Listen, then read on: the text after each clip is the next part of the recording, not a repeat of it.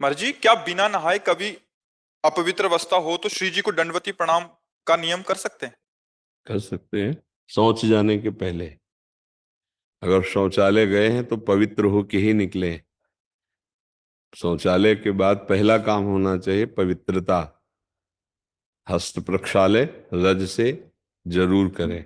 साबुन आदि से तो कर ही ले, रज से करें। फिर वही वस्त्र सूती धारण करे जो धो सके। ये तो बाथरूम तो एक पर्सनल होते हैं कि आप उतना ही वस्त्र धारण करो जो धो सको। अन्यथा अगर वो वस्त्र शौच में पहन के गए और फिर बाहर निकलते हैं तो आप अपवित्र ही माने जाएंगे। वस्त्र का, शरीर का पवित्र होना उपासना में अत्यंत आवश्यक है। तो जब आप शौचालय नहीं गए तो आप नाम जप सकते हैं, आप मंत्र जप कर सकते हैं, आप श्री जी की दंडवत कर सकते हैं। फिर जब सेवा में पहुंचना है तो फिर स्नान आदि। अच्छा, गृहस्थी में यदि गृहस्थ धर्म का उपभोग किया है फिर स्नान के बाद ही कोई कार्य करें। पहला काम होना चाहिए उठ के नाम जप करो, जाओ स्नान करो, शौच स्नान, फिर कार्य करो। अगर आप संयम से रात्रि व्यतीत किए हैं, पवित्र नहीं है, तो आप कर सकते हैं। गृहस्थ में होता है ना, तो उसमें सावधानी ये दो चीजों की रखनी है कि जिस शैया पर आप शयन करते हैं वो शैया गृहस्थी में प्राय अपवित्र होती है, तो उस शैया पर बैठकर गुरुमंत्र आदि नहीं जप सकते। आप उसमें नाम जप कीजिए, फिर पवित्र होइए, फिर आसन पे बैठ के जप कीजिए। अब जैसे साधु महात्माओं की सैया होती है परम पवित्र होती है, तो जगह जब मंत्र शुरू कर दिया, फिर शौच स्नान गए, फिर तो ये चीजें थोड़ा ध्यान रखने की बातें हैं। अगर आप पवित्र हैं तो आप दंडवती कर सकते हैं। आप अगर ऐसा तो फिर आप स्नान आदि के द्वारा, क्योंकि आपका प्रश्न सब गृहस्थों के लिए उत्तर होगा, तो इसलिए ऐसा। मर्जी, क्या श्री जी की सेवा में दूध आदि को ठंडा करने के लिए फूंक मारना सही है या नहीं वो अपवित्र नहीं माना नहीं जाएगा? नहीं, बिल्कुल नहीं। उसके लिए आप वो जो छोटे पंखे होते हैं उनसे किया जाता है। क्योंकि हम, अगर आपको चेक करना है तो जैसे हम बात कर रहे हैं, आप ऐसे शीशा या कुछ आप रख दीजिए, कागज ही रख दीजिए, तो हम चाहे जितना संभाल के बोले छिट्टियां आ जाएंगी, क्योंकि इसमें रस निकलता रहता है।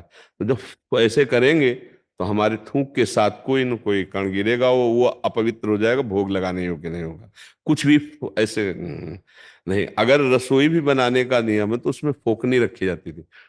ऐसे डालेंगे तो वायु वहां शुद्ध होके जाएगी, बीच में जैसे कण भी थूक के निकले तो वो फोकनी में ही रह जाएंगे। तो अग्नि पवित्र और रसोई पवित्र बन रही है। कुछ पवित्रता का जो निर्वाह है, ठंडा करने के लिए छोटे पंखे आते हैं, ऐसे हाथ से पंखे कर दिए तो थोड़ी देर में ठंडा हो गया उचित, और फिर भोग लगा दिया। मुख से तो ना करें ऐसा। और रसोई बनाते समय बातचीत करने के लिए भी मना किया गया है। क्योंकि हम जैसे आटा लगा रहे हैं, बातचीत कर रहे हैं, अगर चिट्टी पड़ गई तो भोग लायक नहीं रहा। हम अंदर नाम जप करें, बात करना है। जैसे गुरुजनों से जैसे बात की जाती है ना, जैसे खड़े होकर बात करना हो, तो ये पद्धति है। ऐसे करके बात की जाती है। उसे सभ्य जो पुरुष बात करेगा अपने गुरुजनों से, श्रेष्ठ जनों से, तो ऐसे बात करेगा जी, ऐसे कि कहीं मेरी थूक की चिट्ठी सामने मतलब ना चली जाए, ऐसे करके बात करेगा।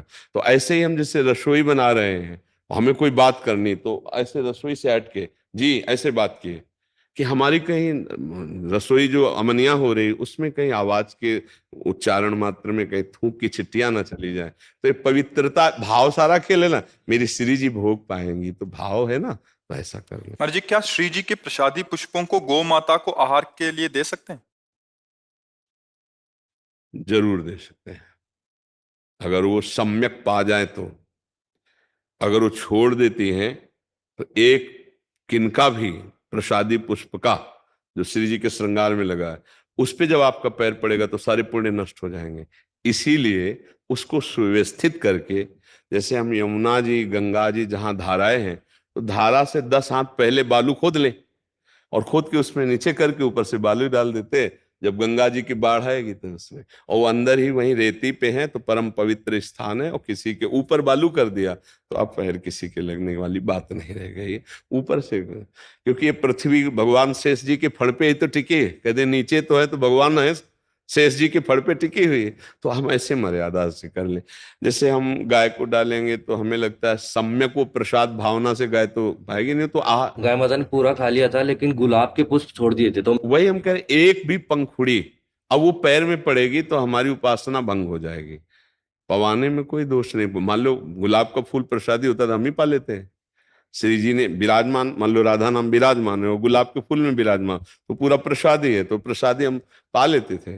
तो वो बात अलग है। अब अगर एक, जैसे हमें राधा वल्लभ लाल जी की प्रसादी माला पहनाए जाते हैं, तो सबसे पहला काम ऐसे करते हैं, वैसे कहीं पंखुड़ी ना गिर जाए। प्रसादी का बहुत बड़ा महत्व है, तो इसलिए ऐसा हमें लगता है कि उसे एकत्रित करते जाओ, और फिर जब महीना 2 महीना में कहीं पावन सरोवर नदी आदि के समीप जाओ तो खोद करके उसे हम गाड़ देते हैं। क्योंकि प्रवाहित करने पर ये होता है कि लहरों के द्वारा फिर किनारे लगा तो किसी के पैर में लगे। और पवित्रता अगर हमें यमुना जल की चाहिए, तो हम जैसे दोना पत्तल ये सब ऐसे फेंकेंगे, तो उसमें तो हम थोड़ा यमुना जी के भी लिए, तो वो हम उनको रज में ऐसे करके अंदर दबा देते हैं, तो बहुत सुंदर व्यवस्था रहेगी। उससे वो दबे भी रहेंगे। गाय आदि को देने में थोड़ा छोड़ भी सकते हैं, मतलब कितना भी करें, पंखुड़ी तो नहीं। अब अपने लोग तो एक एक बिनेंगे।